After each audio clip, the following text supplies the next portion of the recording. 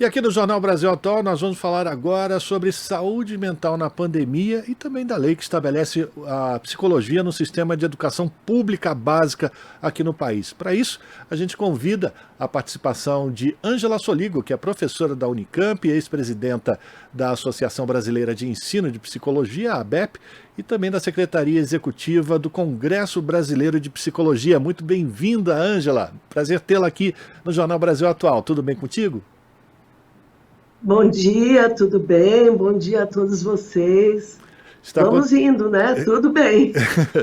A gente vai falar sobre esses assuntos, Ângela. Vamos começar falando da saúde mental na pandemia, uma vez que a gente acaba de acompanhar aqui uma matéria no Jornal Brasil Atual sobre o aumento no número de casos. E esse é um dos temas que está em debate no 6º Congresso Brasileiro de Psicologia. Eu queria que você falasse quais são os assuntos que estão sendo, ou os aspectos que estão sendo levados em conta nessas conversas entre os profissionais da psicologia.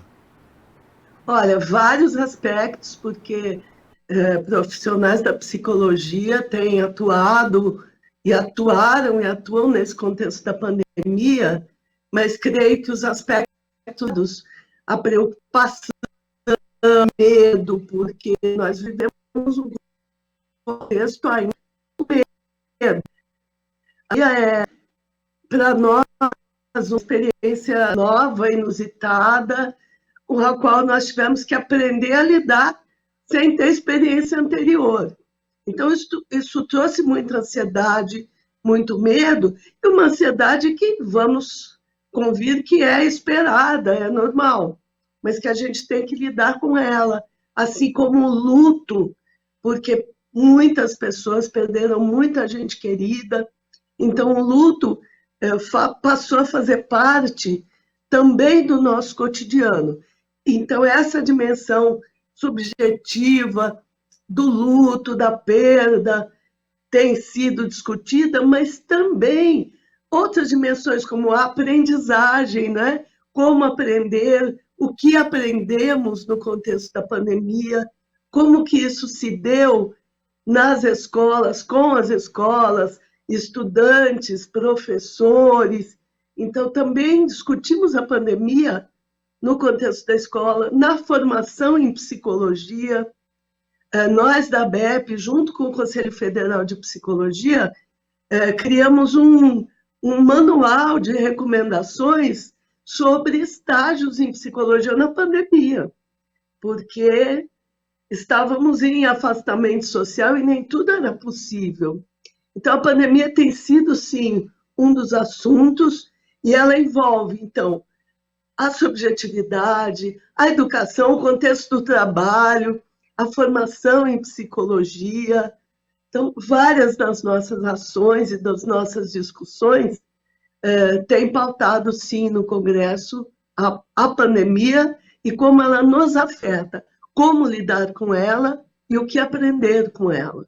Eu imagino, inclusive, professora, que esse deve ser um assunto muito sensível para os senhores e senhoras que são da Associação Brasileira de Ensino de Psicologia, porque vem uma nova safra de profissionais e que, como a senhora disse, por conta da pandemia, tiveram as suas relações pessoais com os seus pacientes muito prejudicadas. E isso é fundamental também, né, professora, para a criação da empatia, enfim, todas essas coisas que são fundamentais para uma boa terapia, não?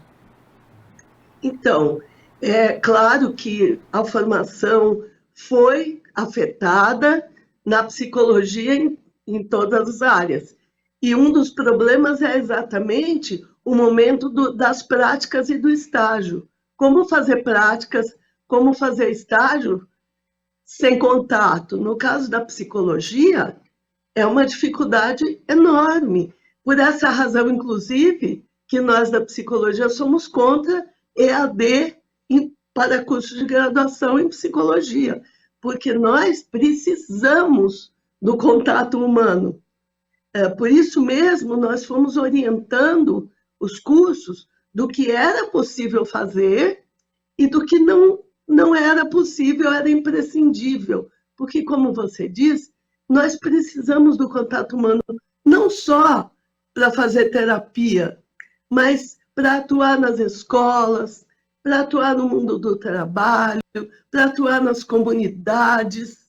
Então, veja, tudo isso não pode acontecer somente no mundo virtual. O que era possível, fizemos. O Conselho Federal baixou uma normativa, por exemplo, sobre atendimento online, mas nem todo mundo pode fazer atendimento online. Ele não é acessível para todas as pessoas e não é adequado para todos os casos. No caso da atuação em psicologia escolar, por exemplo, não dá para compreender o cotidiano da escola longe da escola. Então, é uma dificuldade. Procuramos dar muita atenção para a formação em psicologia para que ela não fosse ainda mais precarizada. A dúvida. Porque nós já vivemos a precarização. Não há dúvida. E nesse 6º Congresso, que segue até amanhã, não é isso, professora? Está sendo discutida também até amanhã. A lei número 13.935, de 2019, que estabelece os serviços de psicologia e serviço social nas escolas da rede pública. Essa lei entrou em vigor no dia 11 de dezembro de 2019. Como é que está a implantação dessa lei, né? Aprovada em 2019, 2 anos, quase 3 anos já em vigor? Olha, primeiro quero dizer que essa lei tramitou por 19 anos. Então, ela é uma grande conquista. A implantação foi atropelada um pouco pela pandemia, mas, nesse momento, estados e municípios estão discutindo como que vão regulamentar no seu território, né? Então, alguns estados e municípios já implantaram, e aí eu vou destacar Minas Gerais, que é pioneira nessa implantação.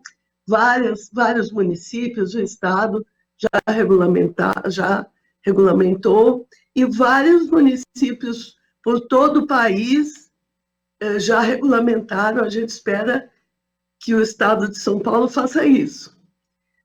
Então, neste momento, discute-se como, em cada município, em cada estado, a lei será regulamentada.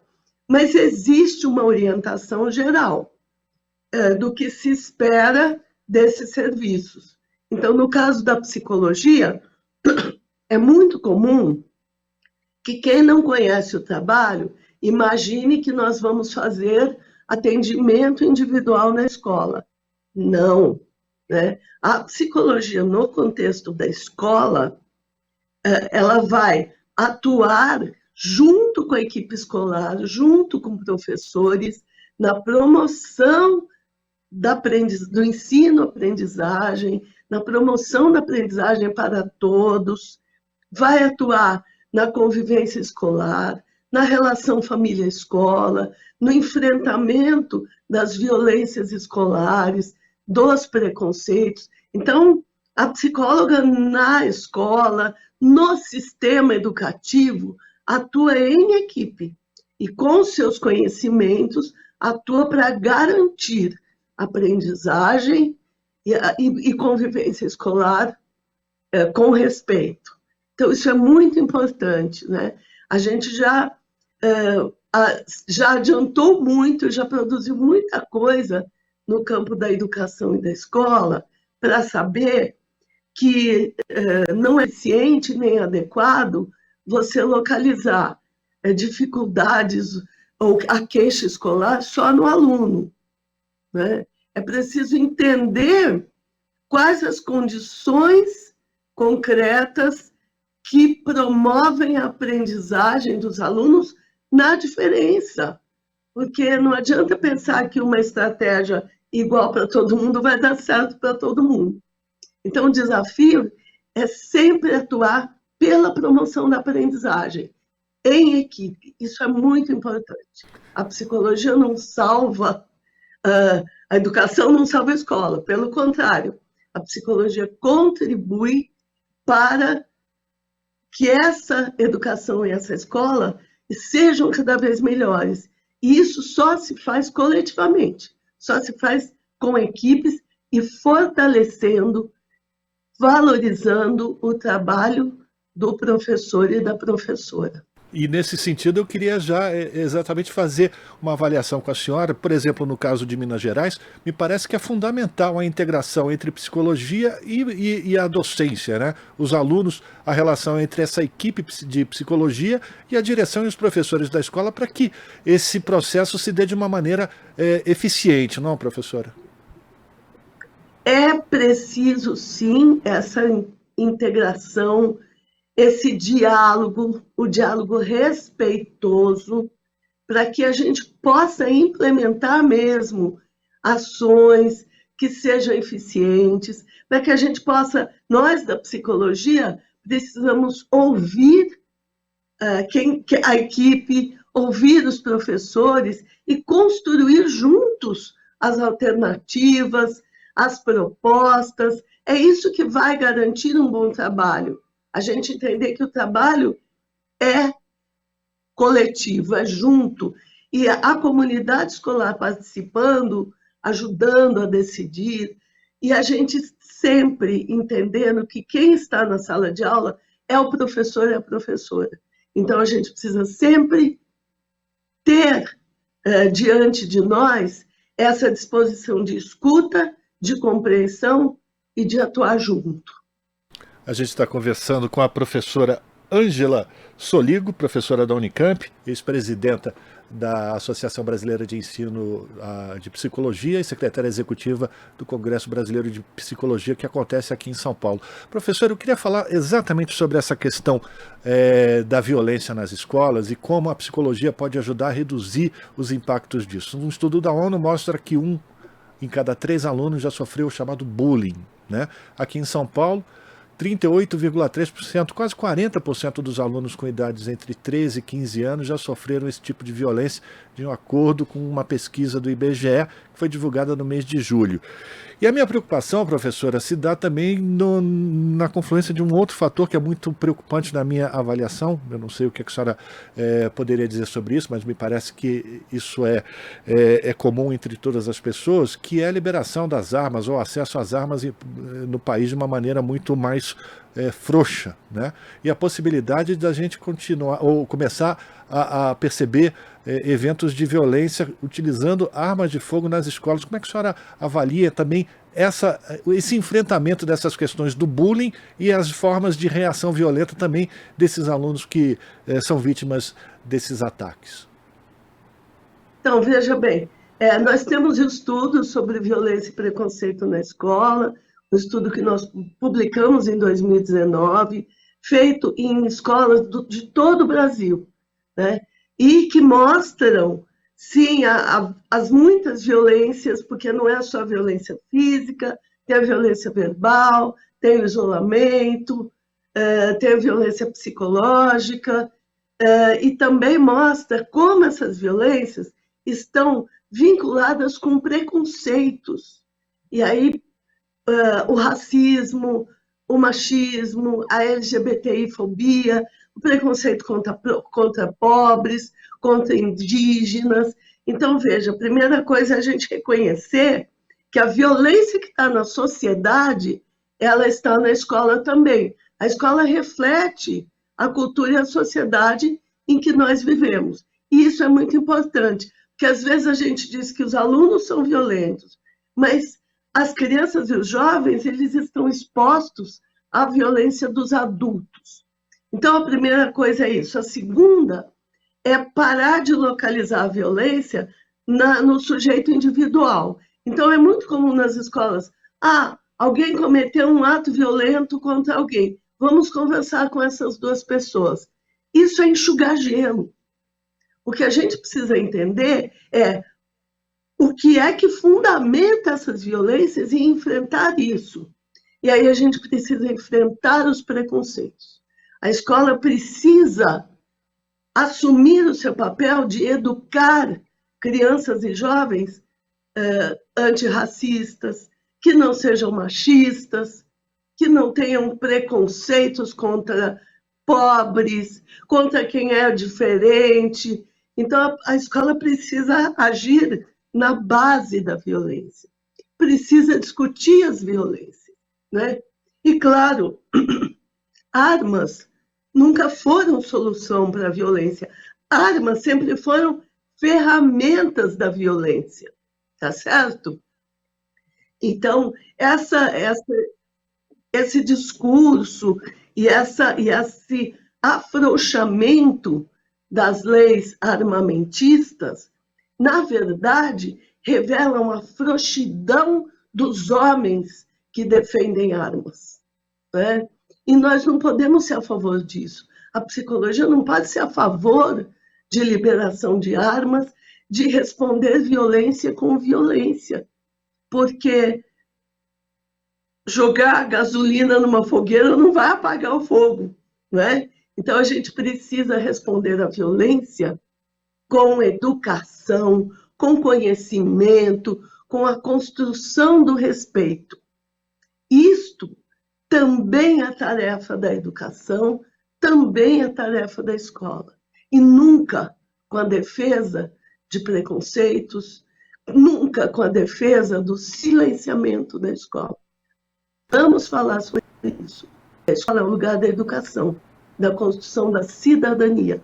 A psicologia pode atuar exatamente junto às equipes nesse enfrentamento, na construção de projetos, de estratégia, de discussão, de reflexão e de atrelamento do conhecimento científico a esses temas, porque o conhecimento é libertador e nós precisamos dele.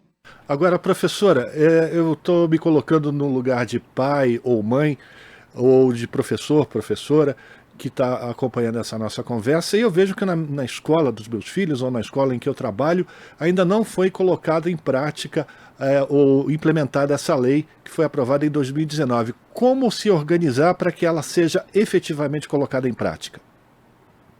Então, olha que legal essa pergunta, porque nós, na psicologia, estamos organizados em diálogo com o poder público dos municípios do Estado para explicar não só o sentido da lei, mas os elementos necessários para implementar. Mas a comunidade, familiares, podem sim se organizar para cobrar dos seus municípios e do seu estado a implementação da lei. Cobrar como? Cobrar conselhos municipais e conselhos estaduais de educação, com listas abaixo-assinados, pode construir no bairro, na sua comunidade, exigindo a aplicação da lei, né? Com manifestos de apoio às escolas, para que elas tenham os serviços de psicologia e serviço social. Então, a comunidade pode sim se organizar, pode mandar ofício via protocolo para a Secretaria de Educação, indagando, olha, quando é que vai começar a ser aplicada a lei? É do interesse da comunidade, queremos, exigimos, porque é lei. E lei, gente, precisa ser cumprida. Então, a comunidade pode, sim, cobrar, exigir, mandar carta, mandar e-mail para a ouvidoria, porque o Estado e os municípios têm ouvidoria, e mostrar que a comunidade também está interessada na aplicação da lei. Eu imagino que também nas pequenas cidades o contato direto com os vereadores, os representantes nas câmaras municipais pode ser muito eficiente na pressão ao prefeito da cidade para que coloque em prática esse tipo de lei que já está, inclusive, regulamentada, né, professora? Isso. Também, via Câmara dos Vereadores, via Legislativo, é uma forma de pressão, sim. Nas pequenas cidades, é claro que é mais fácil. Mesmo numa cidade como Campinas, a gente consegue, né? Várias câmaras têm comissão de educação, então entrar em contato com vereadores, pedir a mediação, pedir a interferência dos vereadores para defender a lei, para colaborar na construção dessa lei que, eu volto a dizer, não é uma conquista só da psicologia e do serviço social, é uma conquista da sociedade, porque esse é um serviço de importância para a nossa comunidade escolar, para a nossa educação e para a nossa escola. Então, essa é uma conquista para a sociedade como um todo, e a gente espera que a sociedade cobre, sim, pelos meios que puder, para que a lei seja, enfim, consolidada. Professora Ângela Soligo, termina amanhã, então, o 6º Congresso Brasileiro de Psicologia, e todo esse material que ficar consolidado, os profissionais que estão nos acompanhando pelo Brasil inteiro, eles também terão acesso, podem ter acesso através da internet? Podem ter acesso.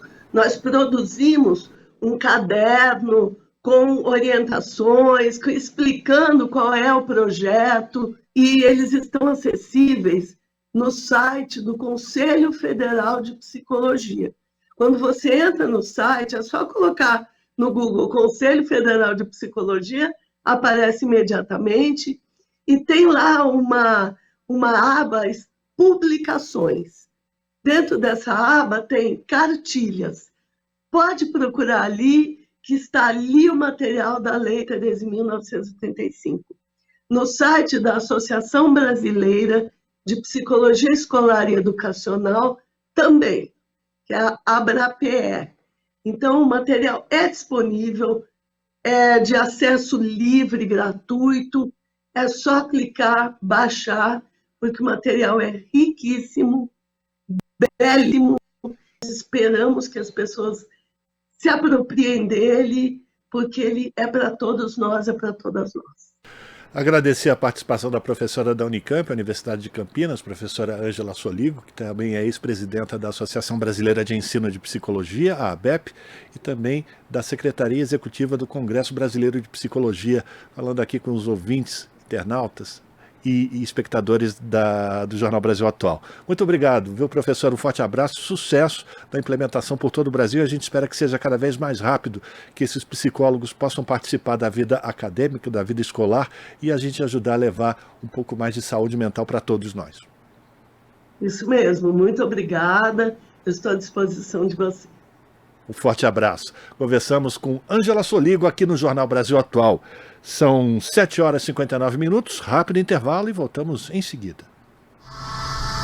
Estamos apresentando Jornal Brasil Atual.